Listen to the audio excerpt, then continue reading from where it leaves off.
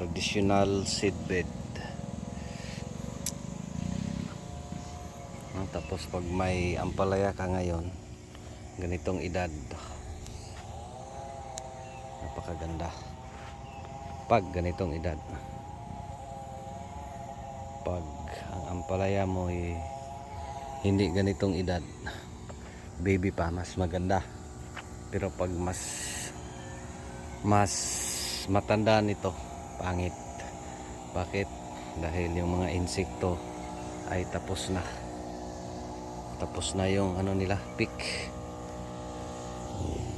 Ganda ng ampalaya maski walang spray.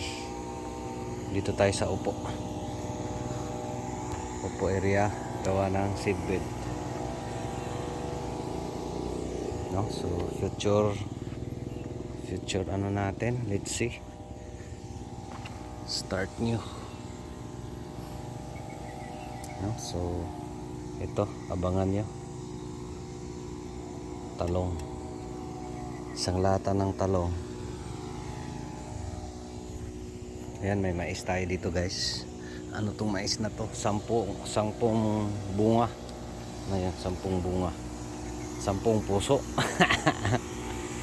10 puso ng mais. Calixto at saka siling atsal.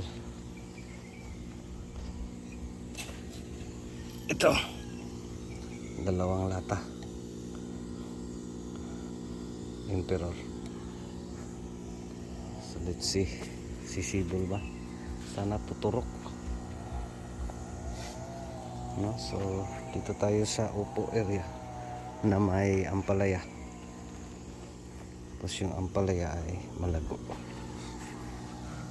no? So traditional seedbed, siling atsal, at saka sabay na isang seedbed para isa lang yung management. Saka talong, no? Tapos upo area, ampalaya yung second generation. Again, maganda pag ganito yung edad ng ampalaya nyo. Walang alaga, no? So nagdidilig muna ng tubig. After ng tubig, pabaho. Gamitan natin ng ito, pabaho, alika.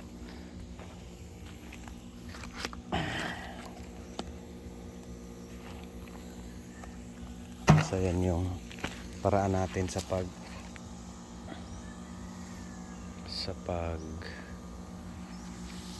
manage ng nakaseedbed, no? So mangyari nito guys,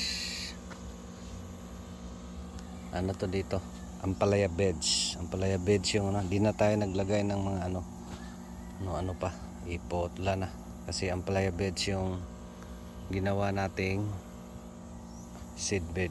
So diretso na, tinatraktor lang namin yan, 200 sa traktor. Pwede pa hanggang doon yung seedbed, hanggang doon sa dulo, layo na yun. Ito na, patch na to. Pag maging okay lang, it's not about numbers, no?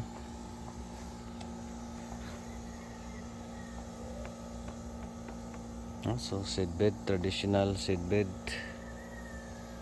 tapos basain masyado, dapat basa. Ito yung ano lang,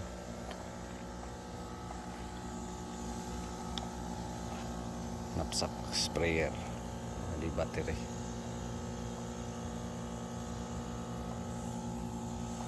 No, so dito 7 days check, dahil normally talong at saka sili 7 days yan lalabas, yung bang tatawgi, no? So pagka 7 days open mo na yung seedbed. Gagawin natin ito, tatabunan natin ng trapal, tapos yung mga dahon badyang dahon ng saging ito sa taas, para yung moisture ay ma-maintain niya yung basa, para di na tayo magdilig-dilig pa. After 7 days na i-open, Depende sa weather condition. If maulan, okay lang. Pag sobra yung init, didiligan natin. Depende, adjust.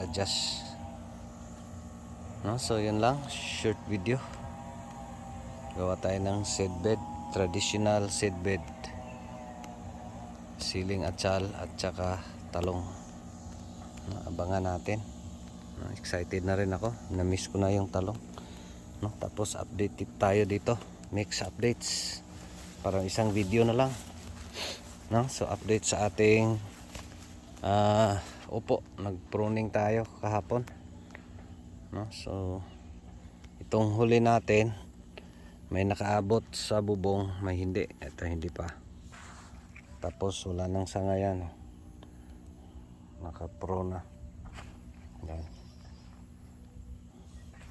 Dito yan, maabot na sa bubong. So tapos yung sanga dito pa, dito na.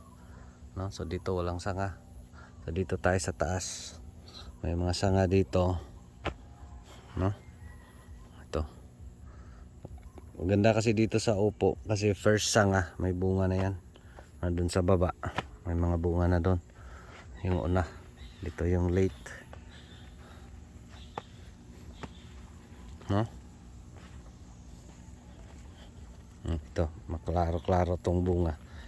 If you're new to upo, again, pag may ampalaya ka ngayon, maganda. Ganitong edad. No, if you're new to upo, dito yan, oh.